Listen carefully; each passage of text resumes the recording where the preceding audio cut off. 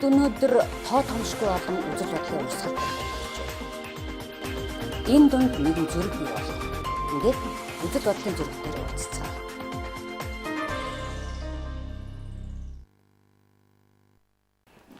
Эрхэм үзэгчдийн хоорой амгалан айлтгая үзэл бодлын зүрх нэвтрүүлгийнхаа шинэ дугаарыг та бүхэнд хүргэж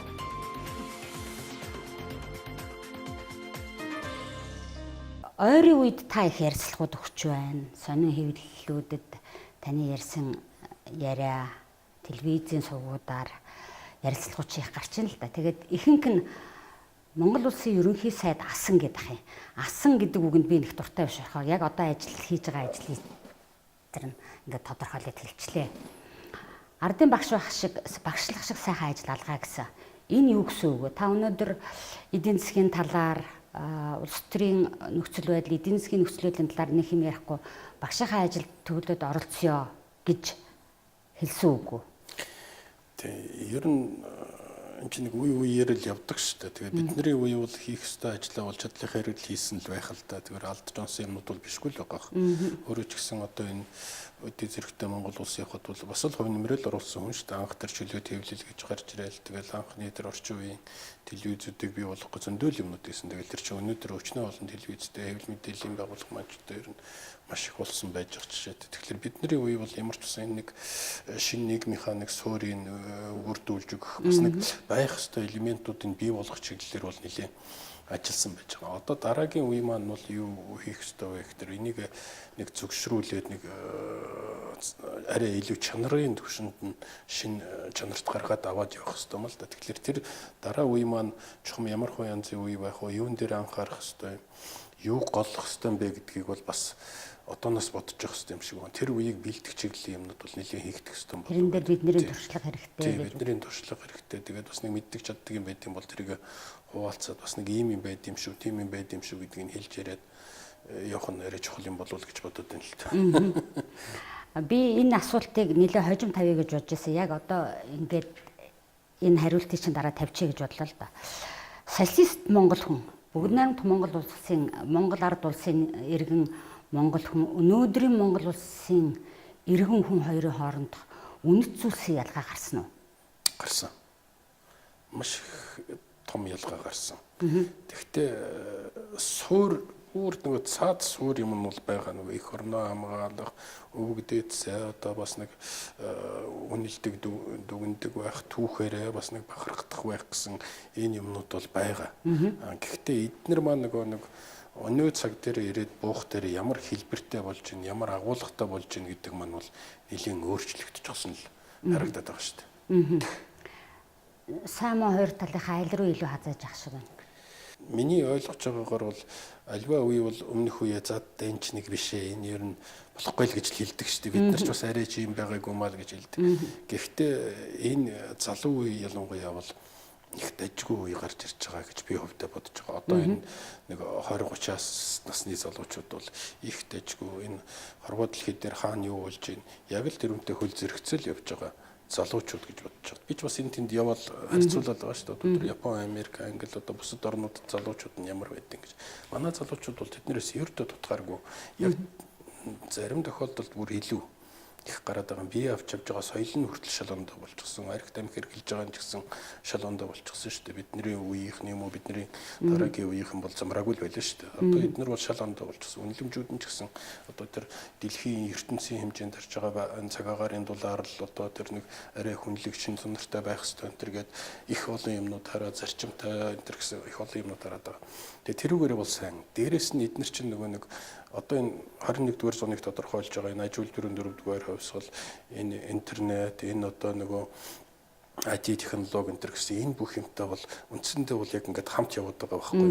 Тэгээ тэр утгаараа эдгээр өөрсдийг хэрэгжүүлэх өөрсдөө юмд хүрэх бололцоо нь бол маш их гарч иж. Ялангуяа манай IT салбарын залуучууд бол сүүлийн үед бол гайхамшигтай юмнууд хийж л байна л да. Тэгээд тэр маань бол зөвхөн нэг дотоодын зах зээлийн 3 сая хүндээ биш. Энэ бүс нутагтаа гарах, магадгүй зүүн өмнөд Аз руу гарах, бусад одоо Европ руу гарах тэр хэмжээнд хүрч байна. Тэгээд тооноос чанарч шилждэг хууль байгаа юм чи. Эднэр бол ер нь захиур хагална л гэж би бодоод байгаа. Тэгээд тэрнийхээ ачаар нөгөө Монголын эдийн засгийн бүтэц маань бас өөрчлөгдөнө. Өөрөөр хэлэх юм бол нэг нуул тодорхой дээр л тулгуурласан. За бидний үед бол хөрх юм нэг ноолуур дээр л тулгуурласан юм байсан. Одоо бол чинь нэг нүүрс зэс хоёр дээр л тулгуурлаад байна шүү дээ. Дараагийн үе бол тэр тархиа ухаж амьдэрдэг. Тэр үеийнхэн маань бол тэгээд монгол хүний өөрийнх нь тэр нэг онцлог юмудаа нэг бас нэг математикт гайгүй суурьтай байдаг. Тэр бүх юм чинь бол одоо л илэрчил нэг айгүй айтайхан юмруу орох болов гэсэн гордлог байгаа шүү дээ. Энэ бол сайхан гэгээтэй өнгө байла. Тэгэхдээ та ер нь бол сошиалд мэдээлэл өгөх, ямар ч үсэн өөрийнхөө өнөөдөр санаа зовж байгаа байдлаа, юунд асуудал жоохон санаа зовнод гэдэг байн хэлэх юм. Таны би сүүлийн хоёрхан юуг л авах гээд байна л да. Нэг нь бол одоо ерөөсө хэдхэн цагийн өмнө тавьчихсан байв уу яав. 1000-аас 1500 хүнтэй сумын ирээдүй тунч харагдаж байна та гэж байгаа. Дараа нь нэлээд хэд хоногийн өмнө бол 150-аад орчим мянган аж ахуйн нэгжийн 72 мянган нь л үйл ажиллагаа явуулдаг. Талаас бага хувь нь шүү дээ. Гээд ингээд орхицсан байгаа. Ингэснээр та хүмүүсийн анхаарлыг хандуулах гэдэг нь эсвэл ерөөсөө ийм юм байгаад байх шүү гэдэг зүгээр хэлж өөрийгөө хашлан дотор амраах гэдэг нь. Анхаарал хандуулах санаатай. Ялангуяа тэр шийдвэр гаргаж байгаа хүмүүс бол бас миний энэ тэнд яриад байгаа юмыг сонирхдаг юм шиг байна. Тэгэхээр та нар энэ рүүгээ нэг анхаарал өргөж. Тухайлбал одоо 140 мянган аж ахуй нэгж байж байгаа үйл ажиллагаа явуулдаг нь хичнээн байгаа билээ. Тэн дотроос улсын төсвийг бүрдүүлж байгаа аж ахуй нэгжийн тоо хэд байгаа билээ гэдэг чинь энэ эдийн засаг чинь дэндүү хийврэг байна. Дэндүү эмзэг байна. Маш цөөхөн юмнаас бол их хэтэрхий хараатай байна. Тэгэхээр энийг харж ийн үгүй юу? Нэгдүгürt энийг анхаарч аль болохоор тоог нэмэгдүүлэх чиглэлээр эдийн засаг төрөлжүүлэх чиглэлийн юмнуудаа хийгээч гэсэн нэг юм санаа хэлээд байгаа. Хоёрдугаарт нь бол ямар санаа хэлээд байгаа гэхээр бол өнөөдөр материалын баялагийг үйлдвэрлэж байгаа одоо яг жинхэнэ нэг цөөхөн хідэн аж ахуй нэгжүүд байна. Гэтэл энэ хідэн аж ахуй нэгжүүд рүүгээ дайрч давчлал энэ хіднэрийг одоо бас нураачих гээд байх юм аа. Энэ чинь бас нэг ингэж болохгүй шүү дээ. Энэ чинь бас нэг хөгжлийн үе шат байж байна. Магадгүй тодорхой аж ахуй нэгжүүд одоо ингэж явж байгаа дараагийнхаа шатанд ороод ирэхээр шал ондоо бүтэц зохион байгуулалтаа болно. Тэрийг хүлээхгүй байна тий. Тэрийг хүлээхгүй. Тэгэл өнөөдөр л ердөө барьж аваад нөгөө өөрөөсөө юм бүтээхээсээ илүү хийж бүтээчихсэн байгаа хүний имийг очиж булааж авдаг. Булааж авахдаа төрийн эрх мэдлийг ашигладаг энийг тогтолцоо чинь болж байгаа мүү юм гэсэн санаал хэлээд байгаа юм л да.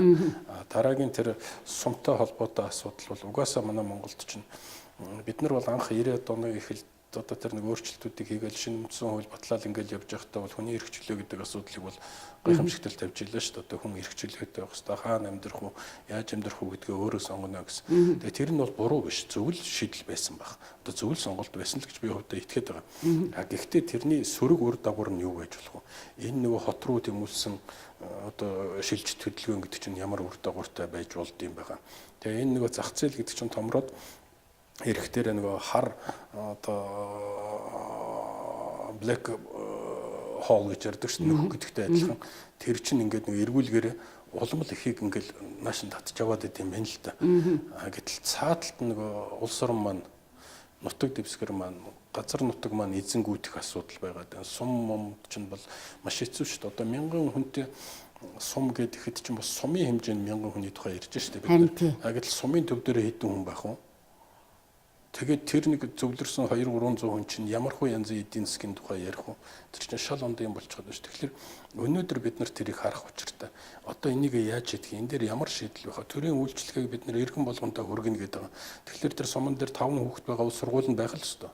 Сургууль нь байгаа бол математикийн багш нь байх ёстой, физикийн багш нь байх ёстой, химийн багш нь, уран зохиол, биеийн тэмдэг бүгдээр л байх ёстой болж. Тэгэхээр нэг талаас нь үн өртөггийн асуудал гараад нөгөө талаас нь энэ өөр өшгийн асуудал гараад ирж байгаа. Энийг жоохон яаж шийдэх ёстой? Бид нар ямар шийдэл гаргах ёстой? Өөрөөр хэлэх юм бол нэг ийм ойлголт байдаг л да хар заан гэж. Хар хүн гэдэг нэг Насим Талиб нэг юм яриад биччихсэн байдیں۔ Тэрүүнтэй адилхан хар заан гэдэг. Байгааг нь бүгдээрээ мэдж байгаа, харж байгаа мөртлөө хараагүй юм шиг байдаг. Тэгэхээр энэ нэг хар заан болчиход байгаа байхгүй. Энэ улс орн чинь ялангуяа хөдөө орон нутаг чинь бол эзгүүрч эхэлж байна. Нутаг дэвсгэр чинь одоо газар шороо чинь эзэнгүүдэх процесс явагдаж байна. Энийг яаж шийдэх ёстой? Ямар шийдэл байгаа вэ гэдгийг одооноос энэ төр засагт сууж байгаа хүмүүс маань анхаарлаа хандуулж явах ёстой байхгүй. Иймэрхүү юмыг бодоод суудаг нэг тийм бүтэц манай Монголд өнөөдөр үнэхээр өгүүлэгдээд байна. Дорж дундаг дулмаа өглөө ямар хөлнөөсөө боссон бэ гэдгээс бол энэ төрийн шийдвэрүүд бол огт хамаардаггүй институтууд л ажиллах хэрэгтэй байхгүй хаа сайгүй нэг юм үйлчлэх хэрэгтэй. Тэгээ тэр утгаараа саяны тэр урт хугацааны юмнуудыг харж байдаг, бодож байдаг. Тэрүүнд өнөөдрөөс эхлээд одоо анхаарлаа хандуулж байдаг тийм бүтцийг бид нар бий болгох хэрэгтэй юм а гэж ойлгоод байгаа юм. Тэгээ тэн дотор хоёр юм байх шиг байна. Нэгдүгээрт нь бол төрийн алба. Төрийн албанд ажиллаж байгаа хүмүүс маань доктор сууршилтай ажиллах, төрийн ой санамж хадгалж явах, төрийн бодлогоо тууштай үе залгамжлуулаад хэрэгжүүлдэг. Энэ тогтолцоон дээр бол онцгой анхаарахгүй болохгүй. Тэгэхээр төрийн бодлого гэдэг маань бол төрийн албан хаагчдаар дамжиж явна. Энийг одоо яаж баталгаажуулах вэ? Энэ чиглэлийн юмыг нэгдүгээрт анхаармаар байгаа. За хэрвээ энийг хэрэгжүүлээд чадах юм бол чанартай, чансаатай, үнэхээр мэдлэгтэй, чин шударга өстө нэг төрийн хар хүн гэж яддаг тэр хүмүүс маань төрийн албанд ажиллаж байгаа бол тэр сайд нар ирж илвэн явж илвэн ёстой сонь юм биш байхгүй. Тий, солигдож байхад бол зарим оронд бол өчнөөл солигдож л байдаг шүү дээ. Тэгээд нөх нураад унцдаг. Манад бол тэгдэггүй. Манайд бол сайд ирлээ засаг солигдлоо гэтэл хамаг юм ингээ ханараад явчихдаг учраас аюултай. Тэгэхээр энэ төрийн албан дээр нэлийн анхаарах хэрэгтэй юм шиг байна. За улс төрийн нөхцөл байдлаас хамаараа тэд нар маань бол яг нэг 4 жил хавцаа хэмжээнд одоо харж ийн гэж 4 жил харж байгаа бол одоо их юм яг нэг үгүй л гэдэг бол зарим ч одоо 1 жил чарч чадахгүй шул явчих гэдэг шүү дээ. Тэгэхээр төрийн албан энэ алсыг харах ажлыг хийж чаддгүй бол өөр ямар механизм байж болох юу байж болох вэ гэдэг. Тэгээ би хувьдаа бодоод байх тэр энэ ихтэй сургуулиудын эрдэм шинжилгээний байгууллагууд энэ дэр нэлийн анхаармаар санагдаад байна. Өөрөөр хэлэх юм бол эдгээр маань тийм ч амархан бас нэг солигдоод байдгүй учраас тэгээ бас эрх хүчнийг бичих цаас элдв янз юм хийгээд нэг анализ хийгээд шинжилгээ хийгээд байж байгаа хүмүүс учраас эдгээр маань энэ нэг алсыг харсан бодлогын юмнуудыг бол нэлийн сүрхий судалж энэ дэр дуу хоолойгоо гаргаж яхал шаардлагатай юм болов уу гэж бодоод байна. Тэгээ хэрвээ төрн тэрийг ойлгож байгаа бол энэ ихтэй сургуулиуд энэ судалгаа шинжилгээний ажилд бол бас нэг санхүүгийн их усүрийг гаргаж өгөх ёстой болоод байна л дээ. За танаа сургууль байна. Санхүү эдийн засгийн их сургууль. Энд судлаачд ажиллаж байгаа. Та нэгэнт өнөөдөр энэ байгууллагыг тэргүүлээд ажиллаж байгаагийн хувьд тэр талаар юм хийлгэж байгаа. Тэгэд хэн энийг хэрэгсэж таны дээр яриад байгаа бодлого баримталд боловсруулж байгаа хүмүүс тэдний хийж байгаа ажилд анхаарлаа хандуулж тэр дундаас юм авч хэрэгсэж байгаа нь хэрвээ. Гэхдээ одоо их л чамлалттай шүү дээ. Одоо нуух юм байхгүй. Чамлалттай. Тэгвэл жишээ нь одоо энэ санхүү эдийн засгийн их сургуулийн эрдэм шинжилгээ судалгааны ажил их төр үндсэндээ дандаа өөрөө санхүүжүүлж байгаа. Сургуулийнхаа төсвөөс ийм хэмжээний одоо бид нар чинь хэрвээ андуураг бол энэ жил бараг 180 200 сая төгрөг гаргаж ийм судалгаа хийлгэнэ гэдэг 10 хэдэн баг гаргаж чад багш нараа хуваарлаад тэгээд судалгаа хийлгэж байгаа. Гэхдээ бид нар бол одоо бидний ойлгож байгаагаар л энэ чиглэлийн судалгаалт хэрэгтэй гэж бодол захиалга өгч байгаа шүү дээ. Тэгээд хийлгэж байгаа. Гэтэл яг тэр бидний хараад байгаа юм маань яг төр засгийн хэмжээний судалгааны эрэлт хэрэгцээтэй нийцж гэнэ үгүй бас янз янзын юм гарч ирдэг байна. Тэгэхээр тэр зүгээс орж ирж байгаа судалгаа гэж бол үндсэндээ байхгүй. Захиалга гэж бүр байхгүй. Захиалга гэж үндсэндээ байхгүй. За хэрвээ байдаг бол тэр төр засгийн судалгааныхын захиалгыг авдаг тийм бас өөрөмс механизм бүрдчихсэн юм шиг байна. Тэгээ ям дээр бас нэг тодорхой төсөв байдаг. Тэрийг тэгээд нэг авчдаг яг нэг шударгаар хувиралдаг юм бол байхгүй. Чадвар төрөнд бол бүрсэн байхгүй. Тэгээ нэг танилцлаараа судалгаа аваад тэгэл хийсэн болол явдаг нэг тийм юм байх шиг байна. Тэгэхээр судалгааны ажлыг зохион байгуулж байгаа хүмүүстэй ч бас асуудал байж байна. Хийж байгаа хүмүүстэй ч гэсэн асуудал байж байна. Гэхдээ ерөнхийдөө бол нэг энэ чиглэлийн ажлын юм маань нэг тооноос чанарч шилжих нэг тийм процесс явагдах л учиртай л да. Энэ 4 жилийн мөчлөгийн тухай Азийн хөгжлийн банкны одоо өөрөөр хэлэх юм бол манайд маш олон жил ажилласан суурин төлөөлөгч эмэгтэй нэг ярилцлага өгсөнийг би үзчихлээ л да Bloomberg-ээр. Ерөөсөө энэ таны үйл ажиллагаанд энэ олон жил монголчуудын зовлон жаргалыг мэддэг хүний хувьд одоо үнэхээр цөхөрмөөрч юм шиг нэрээ энэ дээр л арга барагдчихин гэмээр юм юу гэсэн чинь улс төрийн мөчлөгийн богины тухай ярьж байгаа байхгүй юу? Гэхдээ тэр бол 4 жилийн тухай яриаг баг. Засаг солигдох болгоны нэг жил хүрэхгүй хугацааны тухай яриад ах шиг байна. Өөрөө санаж байгаа одоогоос 18 жилийн өмнө шүү дээ 2000 оны сонгуулийн өмнө энэ асуудлаар би нэг тийм уриалга гаргаж ирсэн. Нэг тийш нь цөмөрөө болох ёо. Манайх чинь одоо ингээл улсын их хурлын сонгуул болох гэж байна гэж жил хагасын өмнө шууд бэлдэж эхэлдэг. Тэгэл тэр нь шугсаар бод үндсэндээ бол ажил хийхгүй өнгөрчөж байгаа. За тэгээд за жил хагасаа биш юм ахад ядч нэг хагас жил бол үндсэндээ улс төрчүүд одоо юу ч хийхгүй өнгөрчөж байгаа. Дараа нь сонгуул болсны дараа чинь намар нь орон нутгийн сонгуул болно гэд бас тэрний үед нөгөө нэг юм хийхгүй бас өнгөрчихөж байгаа. Тэгээ үндсэндээ тэр сонгуулийн жил бол 2 сонгуул болж байгаа учраас бол тэр жил бүтэн жил алдагдчихж байгаа байхгүй. За тэгээд нэг засаг төрн байгуулагдаад эмхлэгдээд одоо нэг ажил хийх болов гэд тэгэхээр дараа жил нь ерөнхийлөгчийн сонгуул. Дахиад тэрүүн дээр нэг улс төрийн намууд чинь ялах шаардлагатай учраас популист арга хэмжээ авдаг ч юм уу эсвэл зайлшгүй авах хэрэгтэй арга хэмжээг хойшлуулдаг ч юм уу ингэсээр байгаад дахиад нэг хагас жил болчихж байгаа. Тэгээд бүр хамгийн өөдрөгөр бодоход бол сонгуулийн 4 жилийн мөчлөгөөс бид нар нэг жил хагас заримдаа 2 жилийн туугаа тавьчихж байгаа байхгүй. Тэгээ үлдэж байгаа 2 жилд нь юм хийнэх төр чинь бас л одоо нэг олигтой үр дүн гарч ирэхгүй. Тэгтэл чинь манайх шиг эдийн засгтаа манайх шиг одоо энэ хөгжлийн төвшөнд байгаа орны хувьд бол бүхэлдээ 2 жилийн алдна гэдэг бол дэндүү тансаглал болчиход байгаа юм л. Тийм учраас энийг нэг тийш нь болгооч. Тэр орон нутгийн сонгуул, Монгол их хурлын сонгуул, Монгол наашин татчих болдгоо юм уу, хамт хийж болдгоо юм уу, нэгдүгээр хий. Тэгээ яг хийсээр байгаад бол сурчих шүү дээ тэр чинь. Нэг хин нэг хүн зориглох хэрэгтэй. Тэг хийх ёстой гэсэн ийм юмыг бол одоогоос 18 жилийн өмнө ярьж л байсан л да. Тэгээ яг нэг оролдоол тэгэл болохгүй юм байна. Одоо дахиад буцчихлах шиг байна л да. Олон хүн бас энэ яг одоо байгаа нөхцөл байдлыг яриад байна л да. Зарим нь бол за ярьшгаа шиг одоо ерөөсө болий. Энэ сонгосон улсуудаа хариуцлагын одоо яадаг гэсэн чи одоо эднэр тэр популизма хийнү яануу тэр ёроолдол бошуу хүрэг би хажуугаар нь юм яриха болий гэж байгаа. Харин таныг би бол одоо ярьжлахаас өөр арга байхгүй. Боломжтой үед ярьжээ гэж байгаа хүмүүсийн тоонд оруулж байгаа. Сүүлийн үед бол ардчлалын жилүүдэд энэ их хөгжсөн хин нэг буруутгадаг. Ямар нэг юм гаргаж ирээд нэг буруутгадаг нэг тийм юмдаа бол сайн. Тэгэхээр бол одоо яг ийм байдал үүсэж байгаа даа жоохон юунаас болов яагаад энэ төр гэдгийг бол ярих юм бол бас дахиад нэг л олон юм л ярих хэрэгтэй болж байгаа юм л да. Зүгээр хамгийн том асуудал нь юунтай байна вэ гэхээр бол тэр хөгжлийн ерөнхий стратеги удирдах байгаа хүмүүс маань нэгдүгээрт олж харахгүй байна. Хоёрдугаарт нь шийдвэр гаргаж байгаа хүмүүс маань ямар ч хариуцлага хүлээдгүй учраас дуртай юм хийдэг. Тэгээд нэг шийдвэр гаргаж байгаа. Тэгээд тэр нь буруу шийдвэр гарчих юм бол нийгэм нь хохироод, эдийн засаг нь хохироод явчихад тэр шийдвэр гаргасан хүмүүс бол аль хэдийн алга болчихсон, шалгамдаа газар тэгэл явж идэг 4 жил болчихсон би ажиллаа хийчихсэн гэдэг.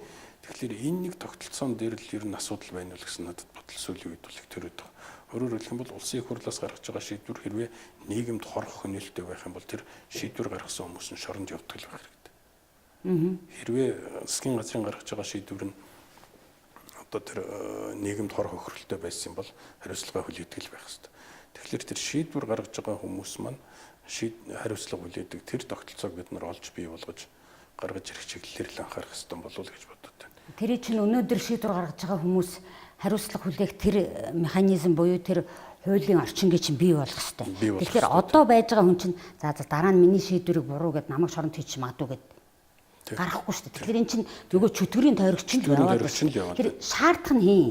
Бид гэж та сайн хэллээ шүү дээ. Бид гэдэг нь хийн. Бид гэдэг чинь бид нар бүгдээрээ л бол би монголчуудаа бүгдээр нь хэлээд байгаа юм. Гэхдээ энэ дотор бол энэ ард иргэд чинь өөрсдийнх нь бас нэг өөрөх ёстой хариуцлагыг өөрөх ёстой шүү дээ. Тий. Өөрөө чинь сонгосон хүн л өнөөдөр улс орныг удирдах байгаа үстэй. Өөрөө чинь сонгосон 76 хүнд эдэн дотор л сууж байгаа шүү дээ. Өөрөө чинь сонгосон хүмүүс л засаг төрийг удирдах явж байгаа шүү дээ. Тэгэхээр өөрөө тийм л хүмүүсийг сонгосон байна. Тий. Тэгэхгүй бол сонгочход би сонгоогүй маа, би шалгандаа бодолтой байсан ч гэдэм үү юу гэдэг. Энэ тэгээд ингээд ингэж гомдол мэдүүлээд авах шаардлага байхгүй. Тэгээ наад үг чинь тэгвэл хууль санаачлагч гэдэг юм уу? Одоо ямар нэг байдлаар тэр бодлогын хэмжээнд аваачхад ард иргэд ямар ч арга байхгүй шүү дээ. Гэхдээ яг зүгээр хууль санаачлагын хүрээнд биш л дээ. Гэхдээ улс төрийн хариуцлага хүлээлгдэг механизмыг ярьдаг, хэлцдэг тэр механизмуудыг аль бид нар өөрөө жоохон боловсронгуй болгох хэрэгтэй болж байгаа юм л да. Одоо сая тэр улсын их хурал дээр нэг хэлцүүлэг боллоо л да би нэг ихэнд нь орж жоохон сууж аваад гараад явчихсан. Тэр бол юу юм бэ? Тэр улсын их хурлын гишүүний хариуцлага ёс зүйтэй холбоотой асуудал нэг юм ярьж байна л. Тэгээ яг зүгээр тим юм хийн ингэж хуулинд өөрчлөлт оруулна тэгж өөрчлөлт оруулна гэл юм ярьж л байна л дээ. Зөвхөн юмнууд ярьж байна л. Тэгээ тэрийг хэрэгжүүлэл явж явах юм бол одоо сайн л байх. Гэхдээ урдчилж авж байгаа одоо тэр нэг урдчилсан нөхцөл нь бол юм бэ гэхээр бол хамгийн шилдэг, хамгийн үнэнч шудраг одоо маш зөв хүмүүсүүдийг л сонгоно л гэж тэгж яриад шүү дээ. Гэтэл үнэн хэрэг дээр нэр дэвшээд явж байгаа сонгогдож байгаа хүмүүс маань бол нөгөө нэг хамгийн дээд зэргийн шалгуурт нийцэх хүмүүс биш байна. Биш байна. Тэгэхээр тийм хүмүүстэй өгөгдөл нь тийм байгаа нөхцөл бид нар ер нь яаж ажиллах хэвтэй. Юу хийх ёстой бэ гэдгээ бол бодох ёстой байх л да. Тэгэхээр энэ дээр том жижиг гэхгүй улсын их хурлын гишүүний сонгох гэж байгаа хүн маань өөрөө бас нэг жоохон хариуцлагатай байх. Хин нэгэн хүнийг дагаад намираад аж болохгүй. Гарч ирээл нэг уриал ооцон дэвшүүлэхтэр л их гоё ярьж гин шүү гэж. Тэр юу ярьж байгаа нь бад байхгүй шүү дээ. Үнэхээр биелэгдэх юм уу, биелэгдэхгүй юм уу, хэрэгтэй юм уу, хэрэггүй юм уу, энэний 5 жилийн дараа ямар үр дагавартай байх нь тэрийг бол ердөө авч хэлцэж байгаа хүн байхгүй. Хамгийн гол нэг сайхан ярьж. Сайхан цэцэн байх шүү, гоё байх шүү гэдэг. Тэгээ тэрийг дагаад намирч байгаа тийм шийдвэр гарч байгаа өгөгдөхүүнийхээ хүрээнд дотор бид нар одоо жоохон яах вэ гэдгээл бодох хэрэгтэй байх л да. Одоо сүүлийн үед би бас ингээд энэ тэнд явбал хүн амтантай яриалгүй эн чинь тэгээд дэш тэнгих тэр дэш тэгх тэр миний амыг бас нэг таглаад байгаа. Гэхдээ нийгэм чинь тэр чигээр л юм болчихсон шүү дээ амраг. Гэхдээ тэгээд тийм байж болно л доо. Нийгэм тэр чигээр тэгсэн байж болно. Гэхдээ асуудал нь юундаа вэ гэхээр тэр чинь өөрчлөлттэй л байгаа үстэй. Тэгэхээр хүн болгоо өөрийнхөө хэмжээнд чаддаг юм бол хийх хэрэгтэй. Магадгүй би бол нэг судалгаа хийгээд нэг 2 өгүүлбэр гаргаад тавьчих хэрэгтэй байх. За хин нэг хүн гарч ирээд тэр уриалан дуудаад нэг арай ондоо юм хийгээд явах хэрэгтэй байх. Нэг нь магадгүй тэр ажлынхаа байран дээр гаргаж байгаа бүтээгдэхүүнийхээ чанар чансаад анхаарах хэрэгтэй байх. Гэх мэтчлэн ингээд хүн болгол өөрийнхөө ажлыг л хийж явж ижил урагшаал үр дүн төрнө шүү дээ. Хараа ингээд яг ингээд ярихаар энэ бол хамгийн энгийн мөртлөөс хамгийн ойрхон үнэн байгаа байхгүй. Гэтэл өнөөдөр бид нэр ийм яриаг яхахаар сонсоход зөв. Гэхдээ энэ сулхан сонсогддог болсон. Чанга дуугаар ингээд бүр эсвэл их тийм том дайсан бодож олоод ингээд том болгоод тэгээ бушуухан тэрийг үзий ядуулах нь тэгж ярьж байгаа хүний үг бид нар чанга сонсогддог болсон. Өнөөдөр бид нар дахиад нэг хин нэгэн хүнийг л буруутгах шүү дээ. Өөрөөсөө л буруу хайхгүй шүү дээ. Хааны газраас л нэг буруу гаргаж ирээл нэг мангас бий болгоол тэгэл тэрүүнтэйгээл баатарлагаар тэмцэх гээл. Харин тийм. Тэгээ эн чинь өнөөдөр бид нарыг ингээд хоёр туйлд нэг нь үзий ядсан, нэг нь арайчгүй дээ гэсэн хагарал бий болгож байна. Ерөөсөө өнөөдөр бидний дунд нэг тийм ямар нэгэн тийм уртгаар хүчрээд хаглаад байгаа юм шиг танд санагддаггүй заримдаа. Заримдаа ч одоо тийм бодол төрж л үүдэн. Зарим нэгэн тодорхой одоо эдийн засгийн шийдвэрүүд яаж ч утсан гэсэн логик талаас зөв байсаар байтал тэгэл ердөө явдггүй урагшаага явдггүй. Тэгээ хаана хин тэгтэй байдаг юм бэ гэдэр эзэн болдгоо тийм юмнууд бол манад бол бишгүүл гараад байгаа л да. Бишгүүл гараад байгаа тий. Тэгэхээр энэ бидний энэ дотооддоо уучраа олж чадахгүй байгаад энэ хагарал бараг энэ гадна бид нарыг юу гэж үнэлж байгаас илүү хортой байгаа юм шүү. Хүн. Тэн дээр бол одоо умрах юм байхгүй. Гэхдээ дахиад тэр асуудлыг яаж шийдтий? Ямар арга зам байд юм бэ гэдгийг ойлголцох хэрэгтэй. Ер нь 90 оны энэ нэг том өөрчлөлтийн чинь нэг амин сүнс нь бол зөвшөлтсөл байсан шүү дээ. Манайх чинь бол зөвшөлтслийн ардчлал. Тэгэхээр энэ зөвшөлтслийн ардчлал гэдгээс ухраад тууширсан ардчлал руу шилжээд бие биенийг ердөө хүлийн зөвшөөрдөг. Эрүүл сурвал ухаанаар бодоод нэг хамтраад ажиллаж болох юмн дээр улс төрчдөг. Тэр нэг асуудал гарч ирж байгаа байхгүй. Тэгэхээр хэрвээ тэр үнэхээр том асуудал Монголын яг өнөөдрийн нийгмийн одоо тулгамдаад байгаа энэ асуудлыг шийдэж байгаа юм бол цаашаа зөв явна гэж бодож байгаа бол тэгвэл тэр хамтарч ажиллаж чаддаг хүмүүсээ гаргаж ирэх хэрэгтэй. Хил амаа ололцдог хүмүүсээ гаргаж ирэх хэрэгтэй. Тэр нэг улаан хамгаалагч нараас татгалзах хэрэгтэй. Тэгээ энэ сонголтыг л одоо хаасайг үл хийх хэрэгтэй байх л та. Дахиад цаг хугацаанаас. Дахиад цаг хугацааны асуудал. Яг цаг хугацаа гэснээс одоо та улсын хурлд 16 жил суусан хүн, ерөнхий сайд байсан хүн бидний энэ нэг шийдвэр гаргах юм дээр тэр нэг өрөмгөө чимийг булаацалдах процесс юм уу? Маш их тийм цаг хугацаа алддаг юм байгаа даа. Одоо мянганы сорилын сан анх Монголд орж ирлээ шүү дээ. Тэрэн дээр одоо ямар төслөө хэрэгжүүлэх вэ гэдэг тэр хичнээн удаан хэрэлдэв. Дараа нь юу гэдэг лээ? Чингис Бондыг авцсны дараагаар бас юунда хэрэгжүүлэхээ мэдэхгүй өдөрт хэдэн саяар нь хүү төлөөд байжсэн гэд. Энэ чинь одоо ёстой сургамж авах хэрэгтэй юм бол ийм биш үү? Энэ сургамж авах хэрэгтэй. Гэхдээ энэ нэг улс төрч гэж нэрлэгдээд байгаа хүмүүс маань бас нэг тийм цаг хугацааны шалгуурыг даахгүй байна л да. Чин сэтгэлээсээ төрийн төлөө зүтгэдэг хүмүүс гэж анх одоо гарч ирээл ингээл зүтгэл явж исэн боловч тодорхой хэмжээгээр эрх мэдэл албан тушаалтай болоод ирэхээр эвдрээд эхэлсэн. Мөнгөтэй болох дээр эвдрээд эхэлсэн. Магтаал сонсоод эхлэхээр эвдрээд эхэлсэн. Тэгээд ер нь төрөл арилжчихсан юм шиг болчихж байгаа шүү дээ. Тэгэхээр энэ нэг шалгуур өнөөдөр цаг хугацааны магтаалын шалгуур, албан тушаалын шалгуур, энэ мөнгөний шалгуур гэсэн энэ ямиг л одоо хэр зэрэг даадаггүй юм. Энийг одоо жоохон дааж чадахгүй юу гэдгийг л бид нар бас нэлийн шалгуур болгочихлоо авч үзэх хэрэгтэй юм шиг байна. Олон сайхан нөхдүүд ингээд л 90-ад онд явж исэн хүмүүс маань өнөөдөр хүн танихын аргагүй болчихсон байх жишээтэй. Энэ ч одоо нэг гайгүй хүн байх таа гэж бодож исэн хүн маань ямар нэгэн юмд л ингээл орол яваалаа юм л та тий.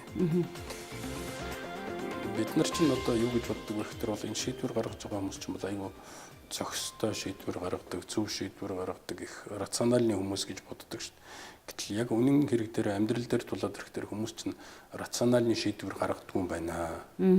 Дандаа эмоц дээр тулгуурласан, сэтгэлийн хөдөлгөөн дээр хүнлэл юм байна тийм юм байна гэдгийг сая одоо энэ 17 оны Нобелийн шагнал авсан хүн чинь бол тэрүүгээр Нобелийн шагнал авлаа шүү дээ. Тэр ганцхан Монгол биш. Дэлхийд даяараа үзэж байгаа л энэ хүний судалгаанд ер нь зөв юм байна. Эцсийн дүндээ хүн болгон чинь бол хүн одоо өөрөөр чинь хэлдгээр хүн юм байна гэдэгтэй адилхан эмоц төр тулгуурлаж шийдвэр гаргаад ит юм байна. Тийм учраас энэ нэг эдийн засгийн хямрал, энэ санхүүгийн хямрал, энэ нэг гівгэнд хаанаас ч юм бүү мэдээ газар доороос гай гэдэгтэй адилхан юм гарч ирээд ит юм. Тэгээ эн чинь бол яг тухайн хүний үйл хөдлөлтөй холбоотой байна гэдгийг л судалгааны хувьд нотлоод гаргаад Нобелийн шагнал авчихлаа л та. За та Монголын шин дэвшилт толгой гэж 90 оны юм ярьж байна. Шин дэвшилт толгой Монголын үндэсний дэвшлийн нам гэдэг ингээд явж байхдаа ерөөсөө одоо энэ 20 хэдэн жилийн дараа бид ер нь нэг иймэрхүү юм болно гэдгийг та ер нь хэр мэдэрчээсэн бэ? Их л өөдрөг байсан. Маш өөдрөг байсан. Романтик биш тий? Тийм романтик бас тодорхой хэмжээгээр. Тийм ер нь романтик их өөдрөг одоо их л гоё болно л гэж л ингэж л төсөөлж байсан. Гэхдээ хаанаас юу гараад ирэх юм бэ гэдгийг бол одоо урьдчилан хийх ямар ч арга байдгүй юм байна гэж. Сая одоо тэр Цукерберг чинь Facebook-ийн нэг хэлцүүлэг болоод Америкийн конгресс дээр очиж хэлсэн шүү дээ. Би анх энэ Facebook гэдэг юм чинь гаргаж байхдаа энэ маань одоо улс төрийн ийм хүчрэг хэрэгсэл болоод Америкийн нэгдсэн улсын сонгуулийг хүртэл одоо Оросууд орж ирээд ингээд өмөлжих хэрэгсэл болно гэж ёстой толгоондоо тэр үед бодоогүй шүү гэд хэлжсэн. Тэрүүнтэй адилхан 90 онд тэр юм эхлүүлж байхдаа бол их л сайхан болно, их л гоё болно гэж тооцож байсан шүү дээ. Гэхдээ ямар сөрөг үр дагаврууд байж болох вэ? Юунд хүргэж болох вэ гэдгийг бол үнэхээр тооцоогүй. Тэгэхээр энэ дээр юу харагдаад вэ гэхээр нөгөө нэг энэ 21-р зууны энэ нэг давалгаалсан, савлгаалсан юм бомн ингээд нас цаашаага болдог ийм юм дотор магадгүй 10 жилийн дараа тийм юм гарах гэдэг шүү гэдгийг урдчилж харах гэж оролддог, хайдаг. Тийм ээ. Энэ нэг өнөөдөр гаргаж байгаа шийдвэр ер нь тийм юм руу хөргөжж магадгүй шүү гэж ингэж анализ хийдэг тэр механизмуудыг л бид нар өнөөдөр бий болгох хэрэгтэй. Өөрчлөх арга байхгүй байх. Тэрийг бол тойрох арга байхгүй байх. Гэхдээ ядч урдчлаад мэдчихвэл за нэг ийм юм болно шүү гэж. Алдаа баг гарах юм да. Тэгэх юм бол арай нэг нийгэмд тусах хүнд ачаан арай нэмгэрх л учиртай юм л да тий. Мүүдний фракц гэж ярьдаг. Та фракцтай идэвхтэй байгаа юу? Гүдээ. Одоо тэгээ тэр фракц ч нэг тийм сөрхий зохион байгуулалттай ч юм байхгүй шүү дээ. Ерөнхийдөө 2000 онд мүүдний тийм байна уу? Ерөөс ардсан намын фракцууд юм байна уу? За одоо мэдэхгүй зүгээр идэвхтэй фракцууд бас байдаг байх. Шинэ гарч ирсэн юмнууд бол хуучин юмнууд нь бол тэр нэг олон номууд нэгдэж яхад бол хамгийн түрүүнд тавьсан зорилт бол юу юм бэ гэхээр энэ фракц гэсэн юмнаас ер нь сална шүү. Энийгээ бол хадгалаад байх юм бол зовлонтой шүү гэж ярьжсэн. Тэгээд аль болохоор тэр анхны нэг хэдэн хөдөлгөөнүүд улс төрийн намууд бол бас нэг энийг ойлгоод ингэж бас хагаралдаад байж болохгүй, ингэж бас нэг явцуураад байж болохгүй шүү гэдгээ бол ойлгодог учраас бол одоо фракц гэх юм бол зөвхөн нэг нөхөрлөлийн хэмжээнд л байгаа. Хүмүүсээ. Мүүдний тухай та ярьж шүү дээ. За тэгвэл та тийм фракцийн хэмжээнд тийм идэвхтэй биш байна. Та намынхаа үйл ажиллагаанд яаж оролцож байна? Намын үйл ажиллагаанд бол би маш идэвхтэй оролцдог гэж бодож байгаа. Гэхдээ идэвхтэй оролцсон гэдэг нь миний л ойлголт шүү дээ. Өөрөөр хэлэх юм бол би шинэ намын удирдлага гараад ирлээ. Намын дүрмээ шинжилж члээ. Шинэ намын удирдлагаа сонгочихлоо. Тэгэхээр тэр хүмүүст ажиллах орон зайг нь гаргаж өг. Тий. Тэд нар ч бас нэг сансан бодсон юмнууд байгаа шүү дээ. Бас нэг харж байгаа өөрөө ийм байх хэрэгтэй юм гээд. Тэгээ тэр ажлыг хийх орон зайг нь гаргаж өгөөл гэж үзэж байгаа байхгүй. Тэрнээс хажууд нь очиж гол өдөр шөнөгөл ингээл тийм байна, ийм байна гэж хэрүүл маргаан хийгээд байгаа бол энэ бол нэг намын ажилд идэвхтэй оролцож байгаа хэлбэр биш байх. Эсвэл энэ тэнд очиод ойрол чарлаад байгаа бол намын ажилд идэвхтэй оролцож чинь гэж тэр биш байх. Баруун харин тэр хүмүүст ажиллах орон зайг нь гаргаж өгөөд өөрсдийнхөө сансан бодсон юмыг хийх бололцоог нь хангаж өгөөд явна гэдэг чинь өнөөгийн энэ ардчилсан намд үзүүлж байгаа миний хамгийн том дэмжлэг байхаа л гэж бодож байгаа. Гэхдээ буруу зүвийг та Гэхдээ тэр чинь заримдаа бол хилээд ойлгодог буруу зүв юм байна. А заримдаа бол тэр чинь бас нэг өөрөө туулж ээж хүлийн зөвшөөрдөг юмнууд байна шүү дээ. Тэгээ цаг хугацааны хувьд ч гэсэндээ шинэ намын удирдлага гарч ирээд бол одоо үндсэндээ бол 1 жил л болж шүү дээ. Тэгээд жил бол ажиллах бололцоог нь бол би бол хувьдаа гаргаж өгсөн гэж бодож байгаа. Зүгээр олон хүмүүс бол бараг маргааш нь болсон өдрөөс нэхлээ шүүмжлээл татаж чангаагаал зөндөл юм болж л байна л да. Одоо ч гэсэн дуусаагүй л байх шиг байна. харин тий. Та тэгт ардчилсан намынхаа гишүүн үндэсний бодлогын хороо Үндэсний бодлогын хороонд байхгүй байна. Сая ротац болоход нь би бол ороогүй. Тий. сүүлийн үед одоо би бол зөвхөн айлч намын гишүүн учраас хажуугаас нь харахаар за ер нь намын гишүүн байна. Тэгээд намаар дамжиж улс төрийн үйл ажиллагаанд оролцсон гэдэг овоо хэдэн төвөрхтэй хүний хийх ажил байна гэж би дүгнэдэг. Үнэ. Тэр ротацд ороогүй нэг учир шалтгаан чинь бас наадахтай ч холбоотой. Тэгэхээр эн чи яах вэ? Одоо бүх дэлхий тийм болцсон гэж дахиад хариулах байх л та хүмүүс. Гөрөөс эн чинь ингэж л явдсан шүү дээ. Тий. Тэгэхээр мөнгөтэй хүн намтай байна. Мөнгөгүй хүн намгүй байна. Ер байна. нь бол одоо тийм байгаа. Мөнгөтэй хүн намтай байна. Мөнгөтэй хүн бол намын эрх мэдлийг бол ямар нэгэн байдлаар авчих тийм шанс нь бол мөнгөгүй хүнийхээ дэргэд бол хамаагүй илүү. Энд чи аюулгүй шудраг биш үү? Шудраг биш. Тэгтээ яах чарга байхгүй гэж. Одоо байгаа нь л энэ. Тэгтээ мэдээж хэрэг зүгээр суухгүй л байх л та. Энэ юмыг одоо зохицуулдаг мөнгөтэй мөртлөө бас намд хэрэгтэй нэг хэсэг хүмүүс байна. Мөнгөгүй мөртлөө намд бас хэрэгтэй хэсэг хүмүүс байна. Тэгэхээр эднэрийг яаж нам руугаа татан оролцуулах уу? Яаж тэр удирдлагынхаа бүрдүүлд юм бэ гэдэг тэр бол дахиад нэг зөв шийдлийн олох ёстой л байна. 3 дахь хүчний орон зай байх тухай одоо олон намууд ярьж ирсэн. Гэхдээ манайд ямар ч л байсан 3 дахь хүчин гэдэг нэрийн дор бол олон нам байх шиг байна. Та ер нь өнөөдрийн улс төрийн системд 2 намын системийг зөв гэж бодож байна уу? Эсвэл тийм миний нэг томьёолдог томьёол л шүү дээ. Улс төрийн 2 нам зөнхөлсөн гэж. Зөнхөлсөн гэж. Тэгэхээр манай сонгогч нар ч нэг сонин л да.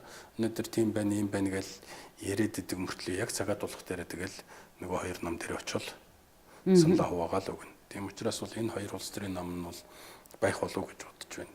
Ер нь ч тэгээд энэ 2 нам зөнхөлсөн улс төрийн тогтолцоогоо хадгалаад явах нь бол зөв байх гэж бодож байна. Зүгээр гайхамшигтай юм болоод цоош нь юм гараад ирдэг юм бол энэ хоёр бол одоо яаж иж байгаа л тэгэл янз янзаар хэлүүлж байгаа л явах байх л та.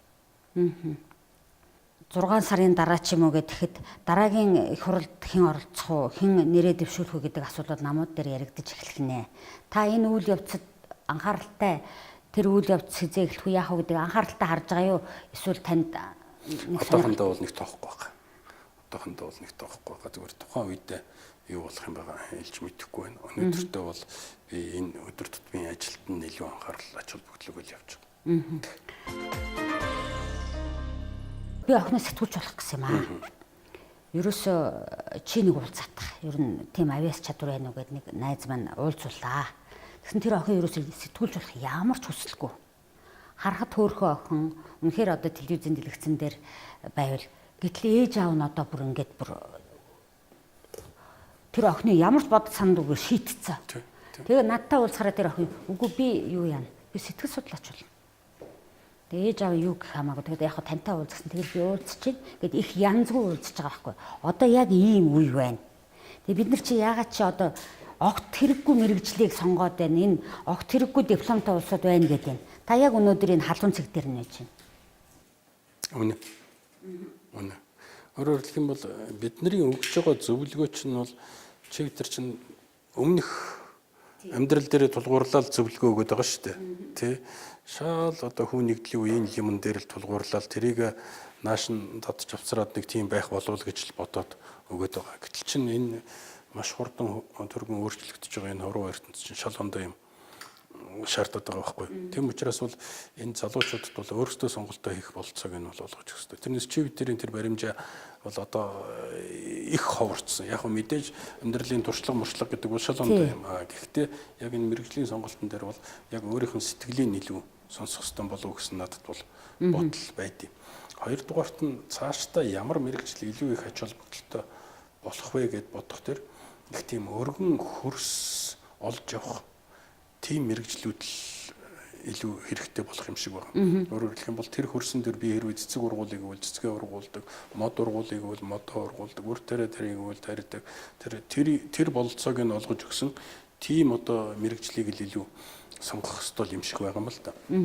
Яг гэвэл одоо энэ орчин үеийн IT технологи, одоо энэ интернет энэ одоо гэдэг тодорхойлолтой юм, тодтолтой юмнууд чинь бол бүгд формал логик дээр тулгуурлагдсан байгаа байхгүй юу. Тэгэхээр хиймэл оюун ухаан гарч ирж байгаа тэр формал логикийнхаа хүрээнд дотор бол биднээс илүү сэтгэдэг болчиход.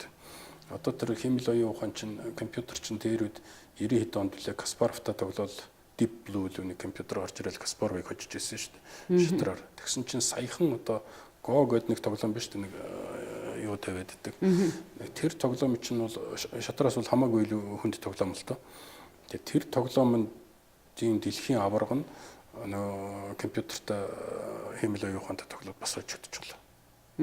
Тэгэхээр бол формал логик төр тулгуурласан юмнуудыг бол хиймэл оюун ухаан бол үндсэндээ хийдэг болчиход байгаа байхгүй. Тэгээ цаашдаа ч гэсэн энэ бол ердөө хурдан улам нэмэгдэнэ. Тэгээ тийм тохиолдолд бид нар одоо нэг юу сурах хэвээр яах ёстой юм бэ гэсэн асуудал байна. Судалгаагаар бол ойрын нэг одоо 30 он гэхэд 50 он гэхэд бол өнөөдөр дэлхийд дээр байгаа мэрэгжлийн бараг тал нь байхгүй болно гэж үзэж байгаа. Тэгээ тийм тохиолдолд бид нар одоо ямар боловсролын системтэй байх ёстой юм. Ерөнхий боловсролын сургууль, цэцэрлэг яаслал маань ямар хувь байх ёстой юм. Юу өгөх ёстой юм бэ энэ гэсэн асуудал бол өөрөө ирэхгүй л гарч ирээд байгаа юм. Тэгээд миний ойлгож байгаагаар бол тэр хүн талын юмнуудыг бид нар илүү анхаарах ёстой. Тэр нэг хүн байх, хүмүүн байх, хүнлэг байх гэсэн тэр шинж чанарууд бол онцгой чухал болно. Яг гэвэл тэр киборгууд гараад ирдэг юм уу, эсвэл одоо тэр роботууд гараад ирдэг юм уу, тэд нар ч юм бол төмөн ажлыг. Одоо энэ саяхан бид нар Солонгост очиод ерөөсөн тэр шинэ ухаалаг гэр гэдэг юм ин харлаа л та яг нүдээр очиж үзлээ. Тэн юу чин хөрөгч чинь өөрөө ухаантай болчихсон ба шүү дээ. Онголох тэр хойш сүү чин дуусч эсвэл сүүгээ аваарай гэд хэлж явах жишээ. Тэр юм чинь юм болчихсон байна. Тэгээд одоо бол яг хөө тэр нь бол хэлж гин гэж байгаа. Гэхдээ нөгөө Internet of Things гэдэг бүх юм нь холбогдоод ирэх тэр хөргөгч чинь өөрөө шууд нөгөө дэлгүүрлэг ба захиалгаа өгч юм.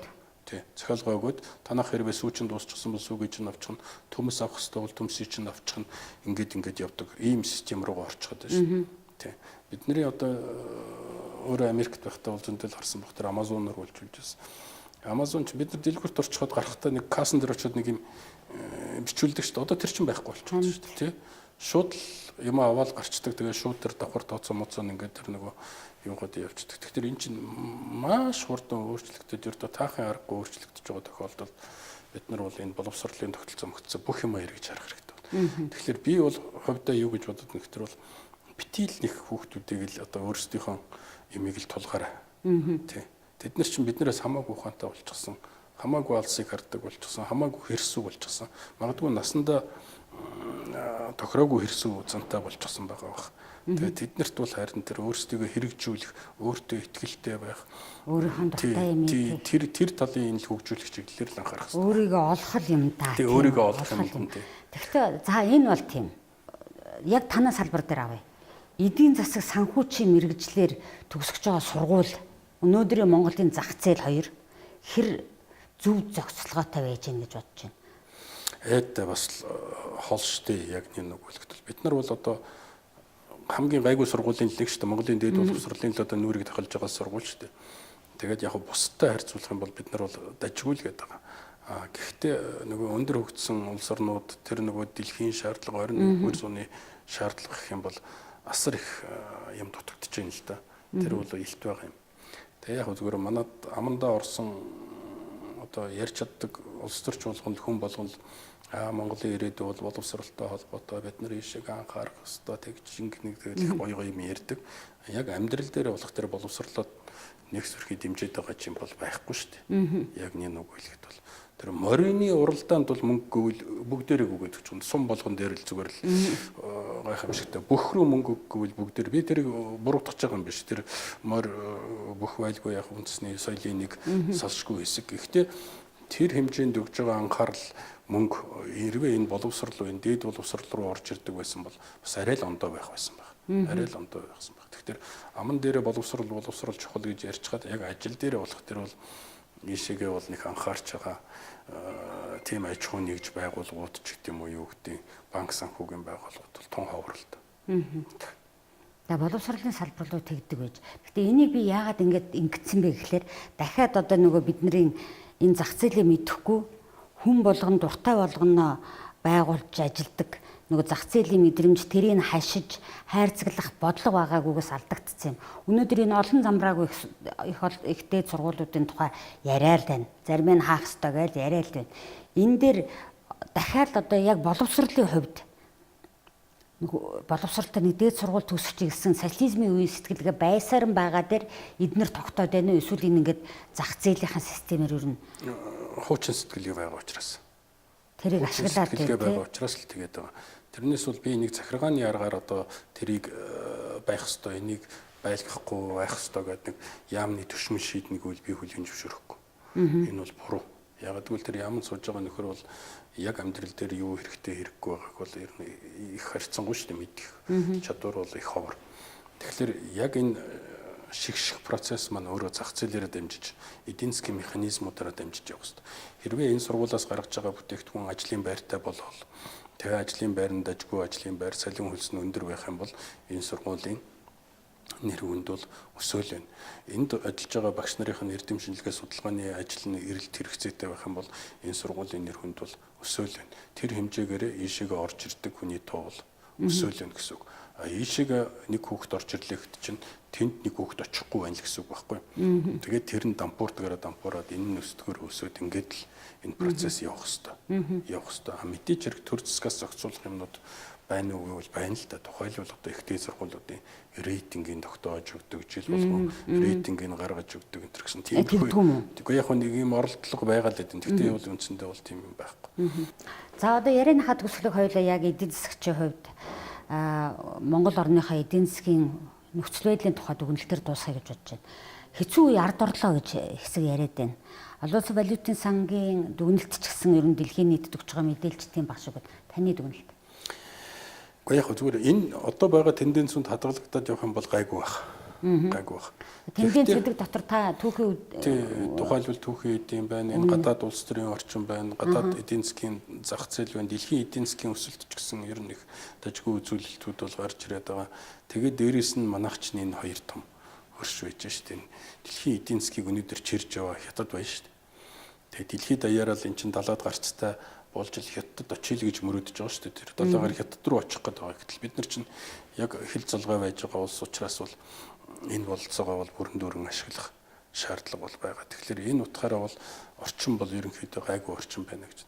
Аюул хаанаас учирч болох вэ гэхээр улс төрийн нөхцөл байдал. Улс төрийн нөхцөл байдлал дөргөөл энэ дээр л бужигнуулах юм бол тэгэл ерөнхийдөө бол дахиад хамаг юм зогсно. Нөгөө болцоогоо алдахгүй цаг хугацааны хувьд бол юм хойшлол явж байгаа. Улс төрийн нөхцөл байдал гэдэг та жоохон тодруулаач. Гэхдээ яг хөтэ зүгээр би бас сайн нэг өгсөн ярилцлагатай тэмдэглэж байсан л дээ. Бид нар ч нэг төрийн түшээ гэж ярьдаг шүү дээ. Их гоё нэртэй юм шүү дээ. Түшнэ гэж. Түшиж одоо ямиг ганхуулахгүй, унгаачихгүй, цааш нь авч явах доктортой байх тухай асуудал. Тэгээд 76 хүнээ төрийн түшээ гэж ойлгодог. Зүгээр энэ 76 дотор төрийн түшээ болж байгаа хүмүүс маань хичнээн байгаа юм бол харин төрийг төлөж байгаа нь хичнээн байгаа бол гэдэг л асуудал байна л та. Тий. Тэгэхээр энэ маань бол улс төрийн намуудын үйл ажиллагаатай холбоотой юмнууд байгаа. Ямар ч улсын энэ нэг улсын их хурл нь энэ засгийн газар нь хийх ёстой ажлаа хийгээд явах тэр орон зай талбар бол байх л ёстой л байх гэж бодож байна. Та бол ерөнхийгээр нь хэлж байна. Би бол таны засаг унгааж болохгүй л гэсэн үг шүү дээ. Аа тий. За төрийн түвшин хүний хувьд бид нар олон шалгуураар шалгадаг. Та хувь хүнийхээ хувьд хамгийн хүний одоо хамгийн муу зан чанар, муухай юм зан чанар юу вэ гэвэл та юуг нэрлэх вэ? Атаархал, хорсол, зумтгай байдал, шунал, эдийн шунал. Тэр бүгд бол өнөөдөр ер нь энэ хүнийг ер нь хийвгүүл болгоод байна л да. Тэгээд нөгөө урвагч гэж бас нэг чанар байна шүү дээ. Та хоёрыг нэрлэлчлээ. За би 3 болгочихъя. Атаархал, хорсол энэ хоёрыг нэг болгоод урвагч, 3 дахь нь шунал. Шунал. Энийг бид нар олж харах хэрэгтэй гэж бүх хүмүүс аюул сайн тодорхойлдог мөртлөөсөө бид нар хэнд нь юу байна вэ гэдгийг тодорхойлдог. За тэгвэл хүний одоо бидний эдийн засагч гэдэг юм уу монголчуудынхаа тэр ёроолын тухай ярих биш. Бид нар гэрэлтэй сайхан зам байгаа гэдгийг харах юм бол биднэрт туслах хүний сайн чанар нь юу вэ? Хөдөлмөрч зан чанар. Тий. Намайг л одоо баг байхад л сургадаг байсан. Өөрөө чинь ч гэсэн ялгаа байхгүй. Загнахтаа чи ажил голд юм уу бол манай хоёр хөгшин намайг л загнадаг байсан шүү дээ. Ажил чамаа голно гэхээс чинь их ажил голоод идэг юу юм бэ гэж загнадаг байсан. Хүн өөрийнхөө хүлээсэн үүргээл одоо тэр албаал одоо яг нэр төртөл хаших асуудал. Тэгэхээр тэр нэг нэр угархаас ясгуур гэдэг зарчмыг бас нэг хүлээн зөвшөөрсөн тэрийг байнга бодож байдаг. Тэр хөдөлмөрч зан чанар бол биднэрт айгүй хэрэгтэй байна. За маш олон сэдвээр ярьлаа. Бүх ер нь бол ингэж ярьж зүгээр төлөөн зөвшөөрөхгүй ч биенийхээ бодлыг сонсож сурахад тэл зориулж бид нар ярьж ин л да. Тэгээд саяхан нэг тийм эрдэмтэй нэг эмээ байдгийн. Тэгээд тэр ярьж ах хэрэгтэй. Аар саархан өгний солилцоо биш. Зүгээр нэг тийм ярилцсан гэдэг арай өөр юм а. Тийм учраас тэрийг намайг л одоо бас урамшуулж исэн. Тэгээд би ямар ч үсэн өөрийнхөө ярилцах магадгүй жоохон урт хугацаатай юм шиг хүмүүс санагдаж магадгүй. Тэгээд эндээс аваад хайхан хайнууд та бүхэн яриа дахиад бас өөр сэдвээр үргэлжлэх байхаа дараа. За их баярлалаа. Амжилт хүсье. Баярлалаа.